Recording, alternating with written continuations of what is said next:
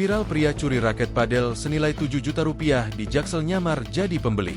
Sebuah video yang memperlihatkan aksi pencurian raket padel di salah satu area lapangan padel di Jalan TB Simatupang, Pasar Minggu, Jakarta Selatan, pada Jumat, 5 Desember 2025, beredar di media sosial. Dalam rekaman CCTV yang diunggah akun Instagram Kabar Jaksel 24, terlihat seorang pria berpakaian serba hitam dan tas selempang hitam berjalan masuk ke area sekitar lapangan padel sambil menoleh ke sekeliling. Pelaku yang beraksi seorang diri itu berhasil mencuri satu buah raket padel yang ditaksir harganya mencapai 7 juta rupiah.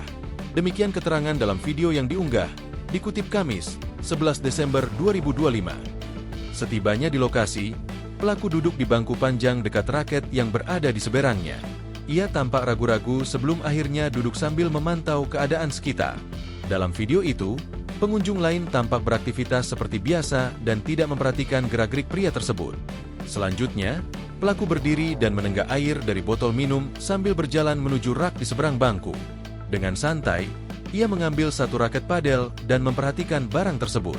Kemudian dia berjalan kembali ke bangku panjang dan meletakkan raket di rak belakang bangku itu. Ia berdiri di sana beberapa saat sambil memerhatikan pengunjung. Tak lama, ia berbalik badan dan membuka tasnya. Sambil menoleh ke arah berlawanan dari CCTV, ia memasukkan raket tersebut ke dalam tas.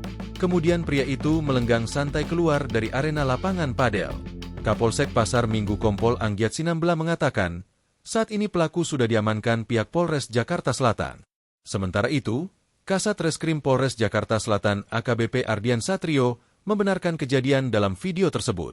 Ia mengatakan, saat ini pelaku sudah ditahan di Mapolres Jakarta Selatan. Ia menambahkan, pelaku ditangkap di wilayah Bintaro, Pesanggerahan, Jakarta Selatan, pada Selasa, 9 Desember 2025.